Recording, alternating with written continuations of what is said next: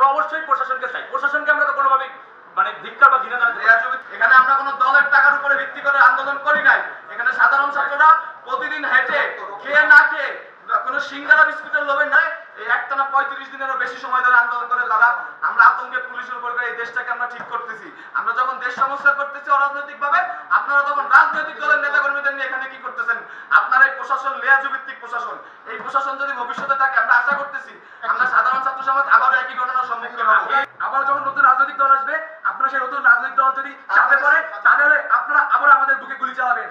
আপনারা যে গুলি চালাবেন না এর গ্যারান্টি কি আমাদের দিবেন? কোনো ছাত্রের উপরে, কোনো জনতার উপরে, নিরাপদ জনতার উপরে, কোনো মিছিলের উপরে যে গুলি চলবে না, মিছিল মিটিং স্বাধীনভাবে হবে, এর কোনো গ্যারান্টি আছে?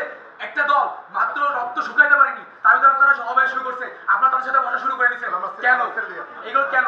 আপনারা জবাব দিয়ে আমরা বলি শুনেন, আমি বলি আমাদের যখন জোর করে তুলে নিয়ে যাওয়া হয়েছে, আওয়ামী লীগের অনেক আতিপাতি নেতারা আপনাদের আশপাশ দিয়ে ঘুরছে, আপনারা কোনো প্রতিবাদ করতে পারেন নাই। যেহেতু আপনি পুলিশ কমিশনারের সেদিনকে কোনো প্রতিবাদ করতে পারেন নাই সন্ত্রাসীদের বিরুদ্ধে, আমরা চাই না এই খুলনা কমিশনারের এই আপনার মতো পুলিশ কমিশনার আমরা এই খুলনায় চাই না। শুধু আপনি না, ওই দিনকে উপস্থিত সকল প্রশাসনিক কর্মকর্তাকে বদল করতে হবে। ওই দিনকে উপস্থিত সকল প্রশাসনিক কর্মকর্তাকে হয় বদলি করতে হবে, না হয় তাদের বহিষ্কার করতে হবে। আমরা কোনো লেয়াজু ভিত্তিক প্রশাসন চাই না। আমরা চাই ছাত্র জনতা মিলে একটা সুন্দর প্রশাসন হবে। সেই ছাত্র জনতা যে সরকারকে আনবে সুষ্ঠু উপায়ে, সেই সরকার ক্ষমতা আসবে।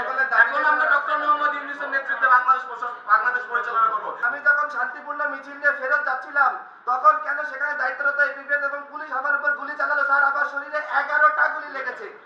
11টা গুলি লেগেছে স্যার, 11টা গুলি। 11টা গুলি, এখানে 11টা গুলি লেগেছে। আপনাদের যে সিনিয়র অফিসার আছে তারা পদত্যাগ করবে কি করবে না আমরা জানি না, কিন্তু বর্তমান দেশের যে অবস্থা, পুলিশ প্রশাসন রাস্তায় দরকার। আপনারা অঞ্চলে অঞ্চলে ডাকাতি হত্যাযজ্ঞ থামান, রাস্তায় ফিরে আসেন। সিনিয়র অফিসারদের কমান লাগবে না, আপনারা নিজ নিজ থানার আন্ডারে আপনারা কাজ করেন। প্রয়োজনে এই যে আপনাদের 11 দফা দাবি আছে, এইগুলো দেশ ঠান্ডা হওয়ার পরে, কেয়ারটেকার গভর্নমেন্ট নেওয়ার পরে আবার ঠিক করা যাবে। আমরা দাবি করতেছি এই ধরনের যারা লিয়াজু ভিত্তিক উপরের কমিশনার আছে বা ওসি আছে তাদেরকে আমরা সরাবো ইনশাল্লাহ। কিন্তু বর্তমানে দেশের যে অবস্থা, আপনার দেশের শৃঙ্খলা ঠান্ডা করার জন্য আমরা মাঠে নামি। পুলিশ বাহিনীকে আমরা বলবো যে আপনারা যেই ধরনের নেতৃত্ব দরকার বা যে নৈতিকতা থাকা দরকার সেইটার ভিত্তিতে আগামী দিনে কাজ করবেন। আমরা অবশ্যই প্রশাসনকে চাই। প্রশাসনকে আমরা তো কোনোভাবে মানে ধিক্কার বা ঘৃণা জানাতে পারি না। লেয়াজু ভিত্তিক প্রশাসনকে ধিক্কার জানাই। এট দ্য সেম টাইম আমরা চাই যে প্রশাসনিক কয়েকজন কর্মকর্তার জন্য যে পুরো ডিপার্টমেন্টকে বরখাস্ত করতে হবে বা ডিপার্টমেন্টকে আমরা নিন্দা জানাবো সেটা না। আমাদের অবশ্যই প্রশাসন দরকার আছে। প্রশাসন না থাকলে বিশৃঙ্খলা বাড়বে, এটা আমরা সবাই জানি। আমরা ছাত্ররা তো আর এই মাঠের দায়িত্ব নেব না, আমাদের পড়াশোনা আছে। তবে এই লিয়াজু ভিত্তিক প্রশাসন আমরা কখনোই চাই না এবং এই বাংলার ছাত্র সমাজ কোনোদিন মেনে নেবে না। আজকে আপনারা যদি রাজনৈতিক নেতাদেরকে ইনভাইট করতেন তাহলে আমাদের কেন রাখছেন? আমরা তো কোনো রাজনৈতিক নেতার মানে আন্ডারে আমরা কোনো আন্দোলন করিনি। তারা ছাত্র জনতাকে সর্বোচ্চ সহযোগিতা করবেন। এখানে আজকে আমাদের ছাত্র প্রতিনিধিদের কাছ থেকে যতগুলো বক্তব্য এসেছে, কোনো বক্তব্য না কেটে পুরোটা বক্তব্য আপনারা প্রচার করবেন। এটা বাক স্বাধীনতা, বাংলাদেশে আবার আমরা ফেরত আনছি, এই বাক স্বাধীনতা চিরকাল থাকবে। কেউ কথা বলা থেকে চুপ থাকতে পারবে না। আমরা আবার কথা বলবো, আমরা আবার অন্যায়ের বিরুদ্ধে প্রতিবাদ করবো। যদি কোনো রাজনৈতিক দল এরকম কোন এজেন্টের নামে আমরা লক্ষ্য ছাত্র জনতা আবার নামে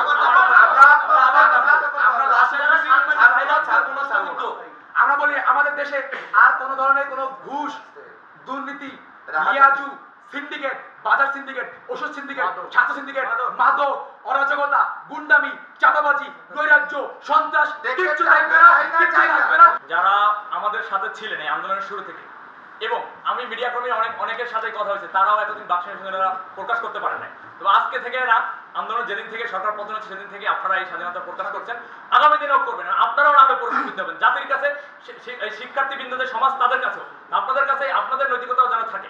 সব কোনো বাহিনীকে প্রতিটা মানুষে হচ্ছে যদি অন্যায় করে তারা প্রশ্নবিদ্ধ হবে, এটাই আমার মেসেজ।